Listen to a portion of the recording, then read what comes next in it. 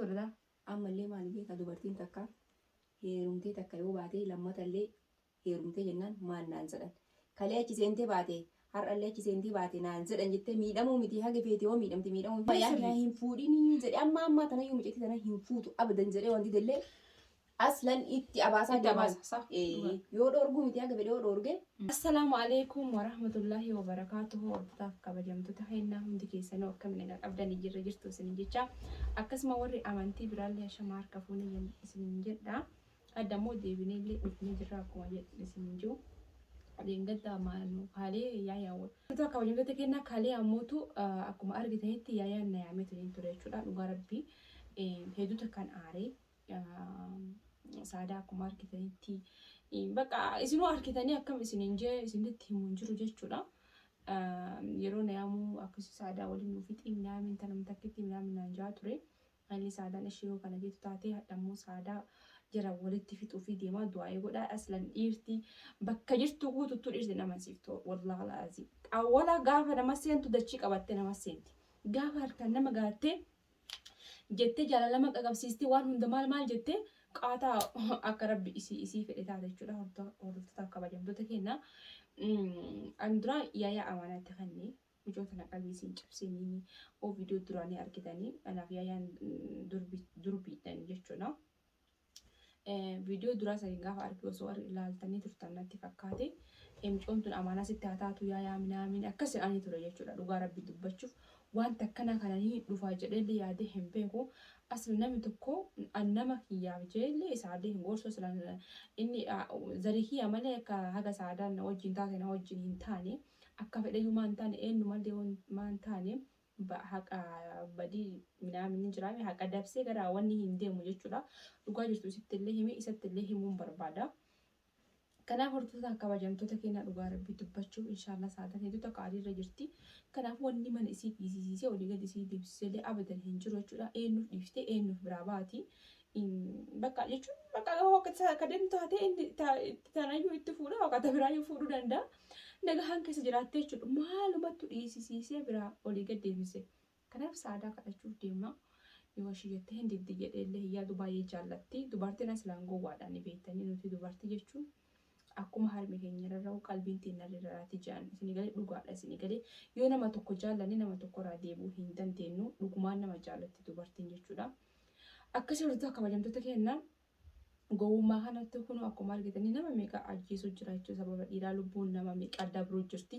Asalan saatan sheexaanaa yoo rabbitu isin dubbadhe daddaftee aartii bakka daddaftee aartii wallahi inshallah anamma ishee akkasatti deebitee waliin isii waliin jiraattu barbaada.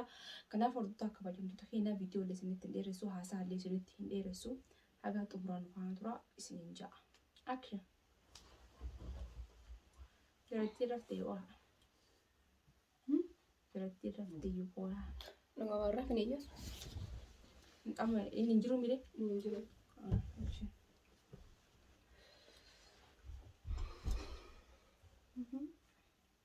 Fayyadamaa miti. akkasii hordoftoota kabajamtoota keenyaa Calisitu waraabi viidiyoo. hin dubbannu si amma isa dhumaata asuma jirtaa manuma jirtaa Kushina shaayii danfisu jira.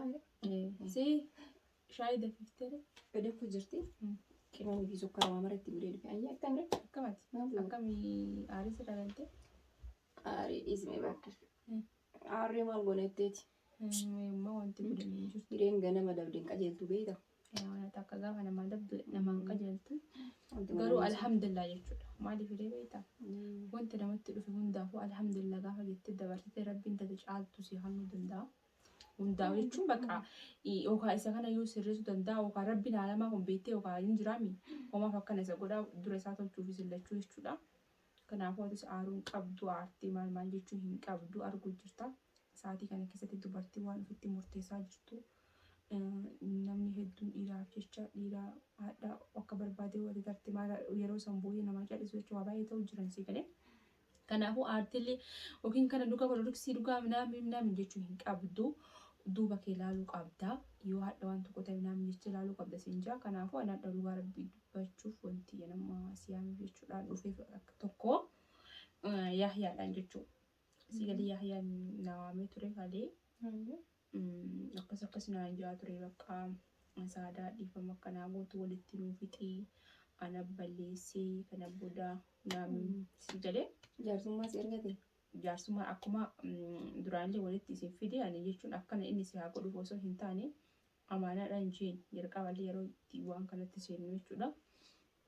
Kanaafuu tan takkitti bichaa bakka irra naa haa dabartuu tammaachi anuun ilaalaa naan jedhee naaf karaddu naa awwaali naan jee anillee jechuun atillee ni beekaa akka atillee harka nan darbine. Maan rakkoo qabaree qabrii kun ni awwaalisin jedha. Jechuun akkas jechuun isaa jechuudha. Tanuma takkitti naa fixii jechuudha. Akkasiidha. Akkasitti hin beekne baran. Tanuma takkitti naa fixii jedhee atillee bakka jechuun isaa waan dabree jira. Jechuun barrooza waa marayyuu ni beekta. Gaafa duraallee akkatti waliin fiddee mucaan kun nama nagaatii nama siif ta'uu nama si horatu jettee waa mara jechuun hin jiraami ka. Keejii isaallee haga wayii natti himtee turte. Jennee waa baay'ee waliin haasofnee turre. Hayyee siin jedhee waliin fiddee waliin barsiistee wal barannee ni beekta namni tokko adda walitti dhiyaataa deemuun jaalalli namallee dabalaa deema. Egaa walitti seennee jennellee nagamaan osoo waliin jira. Ani ammallee maal ni beekta jireenya kiyya keessatti nama na sobu hin jaaladhu. Namallee sobuu hin jaaladhu nama na sobu hin jaaladhu. Namni dhugaa jirtu natti himee nama fedhe iyyuu haa ta'u dhugaa jirtu sanni waliin deemuu jaaladha. Yaa waa jiraatan nan dhuusin natti. Amma mucattii tana jechuudha. Akka wal beekanii akka laayivii hunda waliin dabarsa wayi beekaa ari'an. Garuu inni ni beekaa guyyaa mucattii san manatti hin gale sanirraa qaanqaana dhorgatu eegale. Mucattii san akka nama hin beeknetti ka booda iccitiin gara lamaanii ol ba'uu deemu jechuudha. Inni bareedu akka ta'u. Hiiwaa akka maal barinaa gaamma kanatti hiiwaa amanutti hin jiru barra. Hiiwaa akka garuu maali beektan saadaan tokko faggaa asitti fidullee nama takkanaa akka ooyitii taate dhadhaanii ilaalanii jaansii galee. Gaafa jalqaba asitti fiduu nama nagaa haadhaa dhugaa addunyaa har'a hin jiru. Dhiirti keessattuu gaafa nama seentuu nama sobdee nama fakkeessite shiixaana nama taate nama seetti. Erga seentee harka si galfatte nama jaallatu san gaafa harkattee akka barbaade ta'uu dandeetti si galee. Ani amma gaafa duraallee amaanaadhaan micoota na qalbiisii hin cabsini naamin jeenis walii isin dabale jechuudha. Garuu ammootiyyuu maaliif sin jaabeeta achi seentee as baatee irraa isuma kana wajjiidhaan si galee. Jechuun barsaniifuu iyyuu waamee qosoo argisiiseetiin taa'u jira miree silaa jechuun akka inni na godheef nama halkan takka yaa waliin buluu miti jechuudha. Garuu ammootiyyuu erguma mucattiin kun dhufe banaan seene malee wayi qara naguma qabdanii. Qara naguma qabna latti. Kanaafuu saadaan waan goshee ani mucattii kanallee mucattiin kun akkana natti hin dhufne isumatu natti erge akka inni natti erge shuuriidha kun beekamaadha shakkiin qabu. Kanaafuu yoo roozaa amma inni wanti inni jedhaa jiru mucattiillee hin fuudha. Mucattiillee afaaniin haa baatu haa jedhu malee hin fuudha naa hayyamii waan akkasii gaafa amma majliisa kana bitee fa'aa akka ijoollee xixiqqoo karameellaa duraan warri keenya gizee gabaa dhaqee mu karameellaa isin bitee gala jedhu sana argite. Karameellaa isin bitee gara waan akkanaa fa'aa godhaa jedhanii akkasin na goyyoomsuun majliisa kana fa'aa bitee galee sipiraayizii sii qabaa na ayyamtaa miree jaartii mucattii tana hin fuudha naan jedha wayi ijoollee xixiqqoodha nama guddaadha nama yaada qabu nama waa maraa beeku. Fuudhaayyuu na hayyamii jedhaa hojii na hayyamii hin fuudhaa naan jedhee ture beete. Garuu ani bara osoo karaa sirnaatiin natti himee fuudhuu barbaada yookaan qarallee jaartii qaba. Jedhee osoo karaa sirnaatiin natti himee naarullee maaliif bakka hin beeka waan ta'eef wanti na aarsu hin jiru. Ammallee abboo fuudhuu barbaada naa hayyame jedhee karaa bareedaa karaa fuudhee bara. Sun gaafatee hin hayyamaaf rakkoon qabu. Shari'aan haga horiitti hayyame. Eessuudha ammoo walii galteen jira. Nan dhaga'u yoo dhugamaan keessaa qabaate jechuudha. Qaalii dubartiitiin illee hin bultu garuu ammootuyyuu ati siif fira keetii foon keetii haga dandeettu gorsi. Itti hime bara itti ka'ee bara wallaa laazim na gubee yoo jechuun bakka itti ka'eetiin hin jira gorseetiin illee jira garuu sii galee bakka saadhaatu hundumaa yoo itti dhiisteetumaan maal barbaada beektaa eeshi jetteeni gugubdee ofiin yoo gugubatteen tarti nama nagaa fakkaatte. Hayyamiif jettaa kenne hayyamiif jettaa kenne jechuun akka tasaa hayyamiin ishee akkam godhu sirraa hin baatu. Eeshi jettee gugubdee ofumaan gugubdee jettee ofirraa dabarsuu dandeettan. Wallaahi laazim. Yoo akkanatti mana kan keessa wajjin jiraachuu dandeessu eeshi rakkoon qabu jetteeni isii tanaan kan guyyaa ibidetti dhaabdee ofirraa dabarsuu dandeetta. Haay maali kun mukni silkeessaa dhufe qara. wallahi lazim itti kaga nama bakka isaa darabuu majee takki tana bicha ishi jedhi taani itti ilaalta bakka takka rabbi dabarsuu danda'a micootana jechuudha bakka walitti fixan aslan jarsaaf jartiin qalkan takka caala waliin oduun qabdu jedhan akka shari'aatti dhugaa rabbi dubbachuuf si galee jechuun sila akkasuma ture bara akka inni jamicatti san duratti faanatu maali jamicatti duratti naka balaa maal jedha san hajajjuuf yayyoon hajajjuuf dhoyfatteetu bultii fi san qabachuu yaalii gooti beekte garuu ammootu yoo bakka bira taree akkam gooti qilee haaseenu dhugaa sitti maamma rooza ani wallahi cinqatii qabaallee beekta sammuu jeetu na cinqatti jireenyummaan tunu yeroo takka takka bakka kalee akkas ture har'allee itti dabalame bultii tanatti seenii jireenya nama jiraataa jiru kun jireenya akkamitti aboo jireenyuma kana akka wannaa sanitti argite akka mucattii leenga daduursanitti akkasii firraa gabaabsinaan jechuudha. Ammallee sheexaana keessattillee waan akkana dhorkama. Dhorgaadha garuu immoo bakka hin jiraanne sheexaanni waan garaagaraa si fakkeessaa mireeroo miira keessa seentu. Waan akkas garuu lubbuu rabbiin ofiitu uumeen baasuuf deemu namni ga'a ofii baase zambi maasitamee qataranii abbootii eegaa lubbuu nama ofiif baafnuuf si galee. Sun immoo sirriidha malee deebi'a.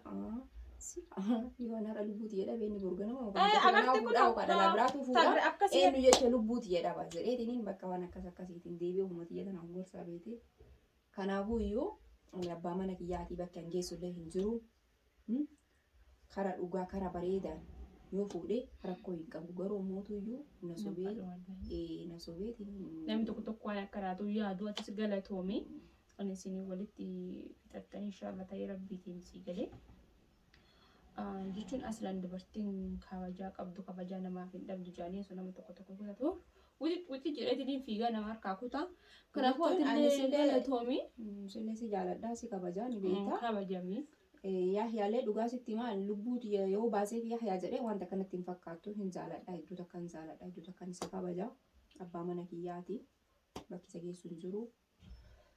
Kanaafuu rabbi gahirraa godhuu du'aayima godhii jenna kan hundi biraanti jenna. Rabbiin walitti isinii fixu garumaan fidhattanii maal jettanii akkasii rabbiin aslaan miidhatee sanallee ati rahmata godhuuf manatti hin galte malee aslaan wayi waan kana beeyta silaas waan kana beeyte mana keetuun garsiistu bara aslaan nama tokko zimbiloo wayi mana kan keenya garsiisnee beeyna aslaan si galee kanaafuu inni maal jabeeta akkamitti qaalii kiyaan alatti dhalaa mana seesitti atuu mana seenuun qabdu ayyamutti jechuun ani maalitti beekaree akkasitti wayi beekaree bakka mijattiin tu yeroo saniif bakka hedduu takka garaana nyaattee beete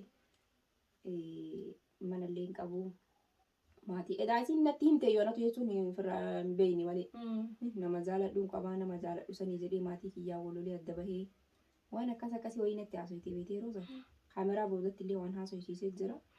Fakkaan dhugama seekaa dhugama na fakkaatte intalli shamaraa takka karaarra teettee gizeensi si boottu maaltu si dhagaa mariini boruwaan hoo akkam ta'a ilmoonti hoo akkam taati jedheetuma bakka waa baay'ee lallaalee fuudhee galeeni jennaan siiris natti eeyyu bara akka nama takka ijaanuu isiin arginitti guyyaa duraa mucattii mana kanaa baastu malee naan jedhee natti ka'e hayyeen baasanii leekuma jalaa kallatee booda mootu argiti gawaa marayyuu qaamaan illee si yaamee sitti himuu baadhu viidiyoo irratti ni argite deetiin yaada osuma argitu calliftee illee garuu rakkoon qabu. An jechuun amma erga gabbirii wanni jenne lallaaluu eegale malillee wanni miti an jechuun akka bakka isinii wal loltanii iyyitan waan agarre namni naguma jiran doom sarraatanya seeyyan malee an sarraatanya se'a malee waan biraan natti fakkaan an dura sarraatanya seeyyan malee yoomta na babbalu jira malee. Akkasii rabbi keerii haa godhu jechuudha. Rabbiin inshallah garuma falatti kana ta'etti rabbiin haa fallu kana keerii qabdutti rabbiin wanni isin agarsiisu aslaan ijaarsa ofiiti. Nuti qara rabbiin miidiyaa irra nu fideemu osoo miidiyaa maqaa irra nama fiduu baatanii waan nama ilaalaa. Yeroo takka ijjummaan namaatu iyyuu budaa si ta'a. Wallaahi ani bari yoo rabbiin Mustafaan na heerumsise heerume yookiin ijaarsa kiyya yoo kabiraa ka heerumu taate. Harka sanuu gaa'umti itti godhe akka ijaarsa kiyyaa gara harka sanuu gaa'umti anta akka rabbiin na baase inshallah dhiirti natti dhuftullee Mustafaallee waan taane gabiraallee yoo ta'e viidiyoo na dhorkadhee yaadu rabbiin akka garaa kiyyaa godhee rabbiin naa hannu maraafuyyuu hin finnu sira osoo fiduyyuu baattee jechuufillee homaa miti. Maal godhanama?